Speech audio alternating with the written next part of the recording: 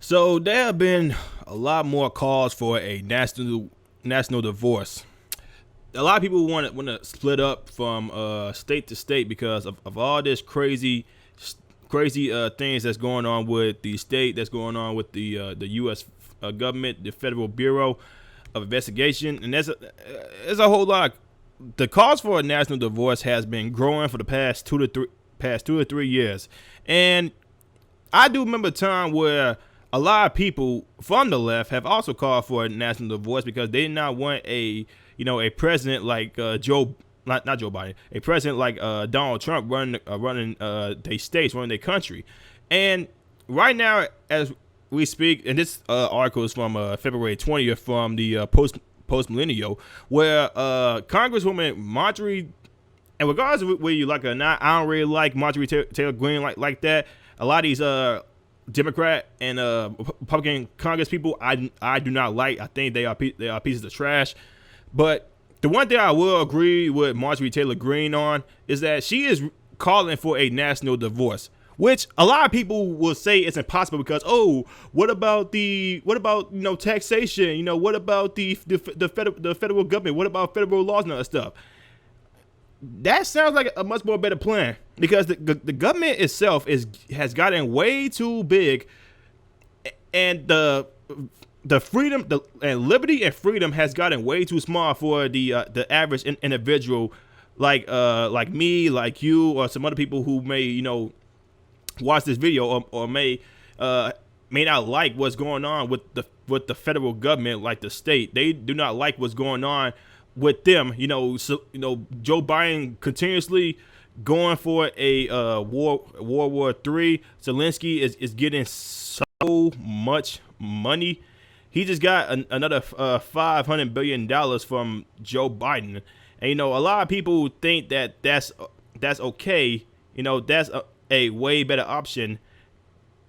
Even though the better option of that is for us to not get in the way of a war that got nothing to do with us. But, you had some people say out here, we need a big government. No, we don't. Why?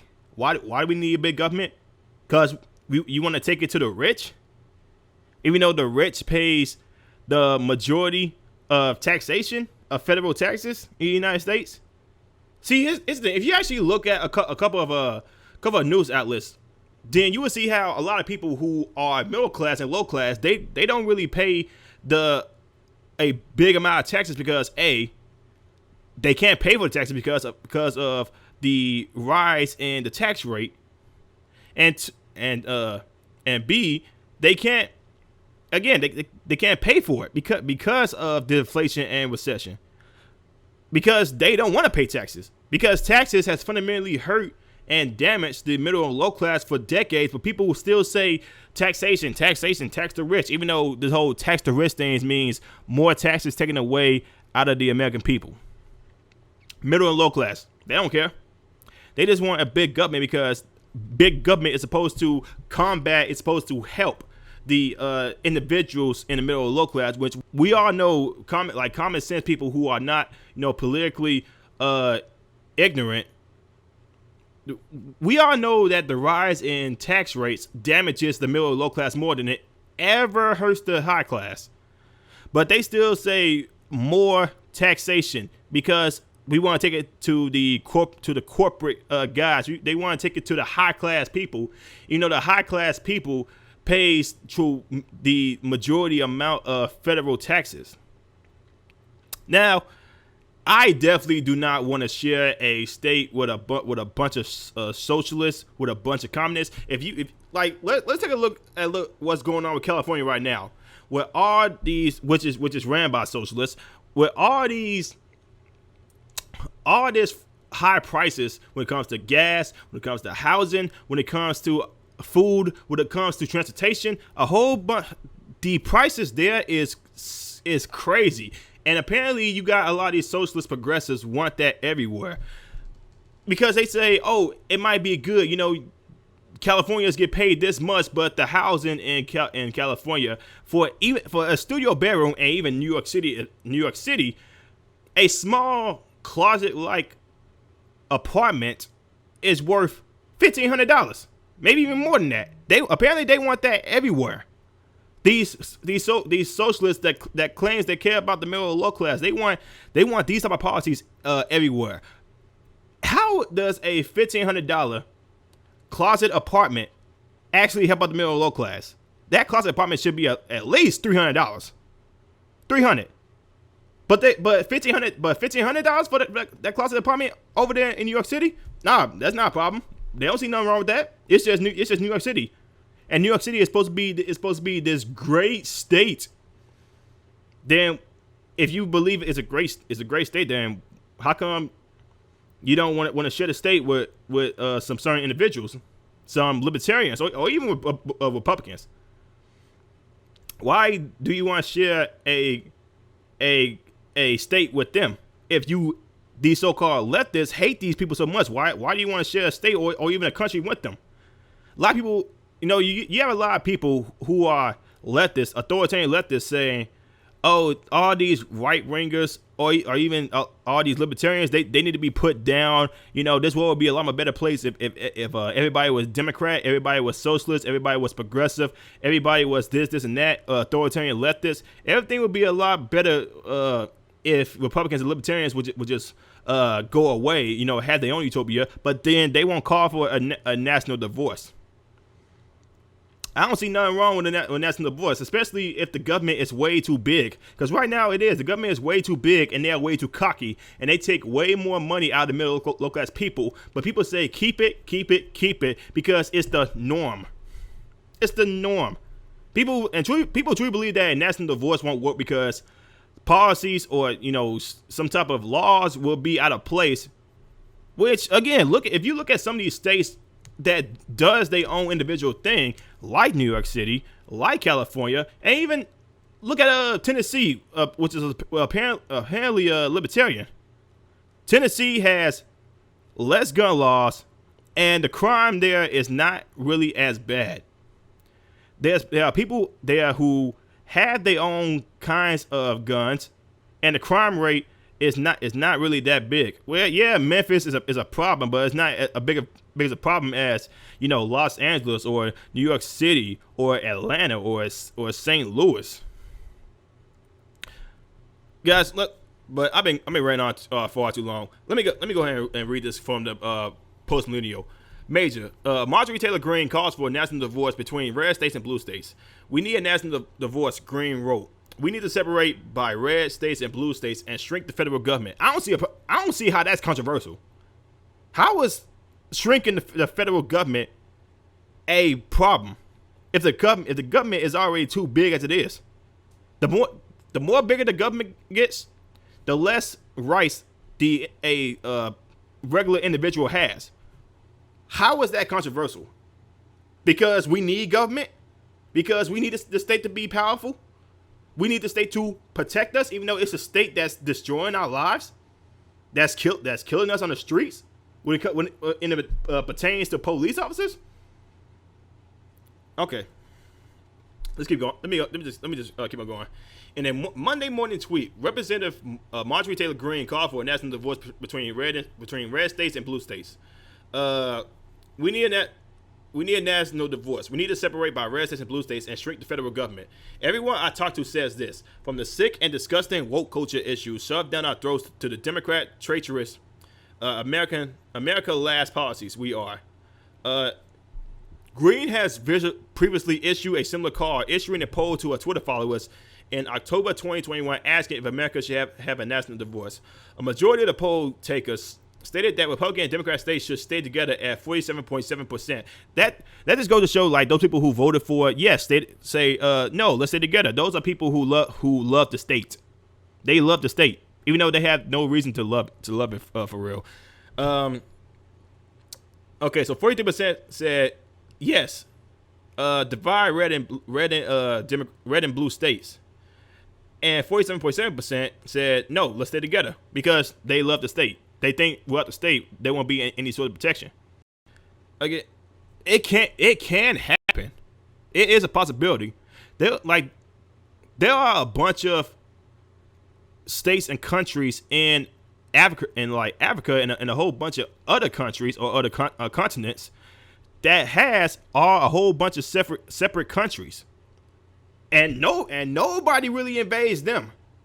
Nobody really invades them for real. But let's keep on going. Greene clarified 2 days later that a national divorce would not be a civil war like Antifa/BLM incitement over the past few years. It's a civil legal process, which it should be. It's a real issue because Americans don't like communism. Well, some Americans do love communism. Apparently, they want things like, the USSR and things that happened in Nazi Germany. They want stuff like that. They want fascist takes, fascist, communist, socialist takes. In just 9 short months, Joe Biden and the entire Democrat Party has ruined so many people's lives and destroyed our country so badly that 43% of Americans want a national divorce and want to split between Republican and Democrat states, Greene added. Greene said that this should be the warning siren to all of us that America is on a path to irreconcilable differences. Hopefully I'm saying that right. You guys gotta excuse me. I went to a state-funded school. Let me go and keep on reading this. Just tweets. Greene brought up the issue again in December of that year, stating, what is necessary about threatening a divorce is a wake-up call to the one offending the other that they've had enough. And if the other party cares at all, they look at what they are doing wrong and care to fix it. National divorce is not a civil war, which again, even though I don't really like Marjorie Taylor Greene like that, she does have a point. A civil national divorce does not mean a civil war.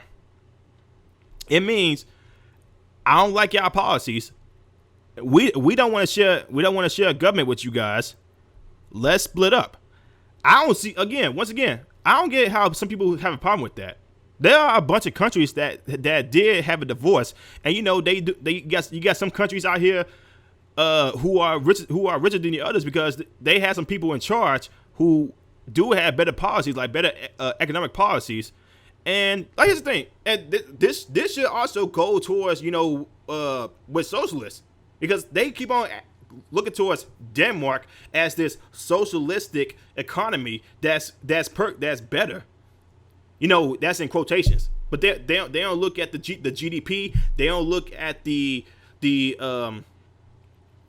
taxation rate. They don't look at certain things like the national debt. If they really wanted that, they would call for a national divorce as well, but they don't want that because they want to keep you in an abusive relationship with the federal government, with the state. They want to keep you in an abusive relationship with them because if they have to suffer, then you guys suffer. This should not be a controversial take. This should be something that a lot of people should think about, guys. But here's the thing. I'm talking from a guy who severely hates the state, who hates the federal government. But a lot of people who may watch this video may feel differently than how I do, because a lot of people do love the state because they say the state protects, the state helps us, even though it's the state that puts the middle and low class in a drastic environment. It's like, for real, did Joe Biden ever go check out? Or, anybody in the Biden administration, did they ever go check out the Ohio derailment or any of these derailments that happened the past couple of weeks? If the state truly cares, apparently Pete Buttigieg is just now going to go see the Ohio derailment in a couple of days, and that derailment has happened like 2 weeks ago. He's just now going to go see it. Those are people you trust? This guy is supposed to be the head honcho in charge for transportation, and he 2 weeks later he's just now going to go see the Ohio train derailment. Does that sound like a person of the state that actually cares about what's going on? It doesn't. People just want to be in an abusive relationship with the state. The state is the one that takes the majority that takes 30% of your money each and every year. They're the ones that add in all these terrible policies that makes your rent go up, that makes eggs go up to $6. And people say, "Oh, it's okay. It's okay. As long as we need the state for reasons. For reasons. That's it. That's literally it. For reasons. Not anything specific. Without the state, what will happen to policing? Even though the police takes a whole bunch of innocent lives. You know, in some cases, you had the police that would arrest people for a non-violent crime, or you know, you have a corrupt system that would put you in jail if you don't have enough money to pay your taxes.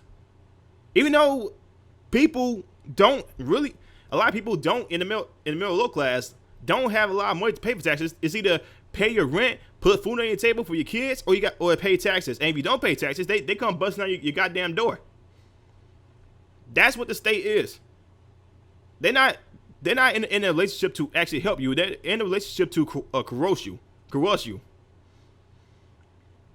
But guys, I just want to opinion here. Let me know what you guys think about it in the comments below. If you guys like I'm saying, like and subscribe to the video, hit the notification bell. I will see you on the next one. Peace.